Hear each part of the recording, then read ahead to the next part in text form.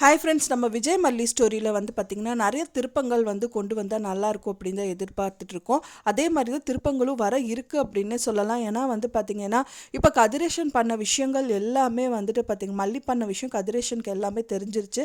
அதனால வந்துட்டு கண்டிப்பாக வேறு யாராவது வச்சு தான் ப்ரொசீட் பண்ணுவார் அப்படின்னே சொல்லலாம்.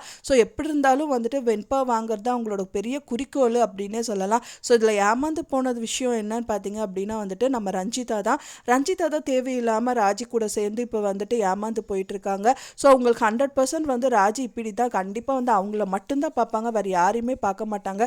சொந்த தம்பியை கூட பார்க்காம அவங்க வீட்டை விட்டு அனுப்பிட்டாங்க. ஸோ நம்மளை மட்டும் என்ன பெருசாக ட்ரீட் பண்ண போகிறாங்களா அப்படின்னு தெரிஞ்சுது அப்படின்னா கண்டிப்பாக விஜய் கிட்ட எல்லா விஷயங்கள், அதாவது அவங்க பண்ண விஷயங்கள், அவங்க பத்திரம் வாங்கினது, வீட்டை வந்து தப்பாக எழுதி வாங்கினது, இந்த மாதிரி விஷயங்கள் எல்லாமே கொண்டு போய் திருப்பி கொடுத்துட்டாங்க அப்படின்னா விஜயே வந்துட்டு ரஞ்சிதாவுக்கு ஒரு நல்ல வாழ்க்கையை அமைச்சு கொடுத்துருவாரு. இருக்கவே இருக்காரு நம்ம அரவிந்த் அப்படின்னே சொல்லலாம். ஸோ அரவிந்துக்கே கல்யாணம் பண்ணி கொடுத்தா நல்லாயிருக்கும். ஸோ இந்த மாதிரி கதை போனால் நல்லாயிருக்கும் அப்படின்னு தான் நான் எதிர்பார்க்குறேன் ஃப்ரெண்ட். ஒருத்தரோட வாழ்க்கை இல்லை, இன்னொருத்தரோட வாழ்க்கையும் வந்துட்டு ரெடி ஆகிடும். மல்லியோட வாழ்க்கையும் நல்லாயிருக்கும், அண்ட் தென் ரஞ்சிதாவோட வாழ்க்கையும் நல்லாயிருக்கும்.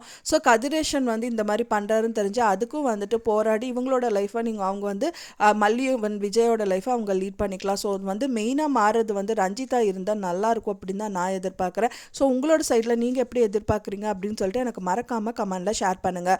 நான் சொன்ன இந்த தகவல் உங்களுக்கு பிடிச்சிருந்தா ஃப்ரெண்ட்ஸ் மறக்காமல் லைக் பண்ணுங்கள், ஷேர் பண்ணுங்கள், கமெண்ட் பண்ணுங்கள், சப்ஸ்கிரைப் பண்ணுங்கள்.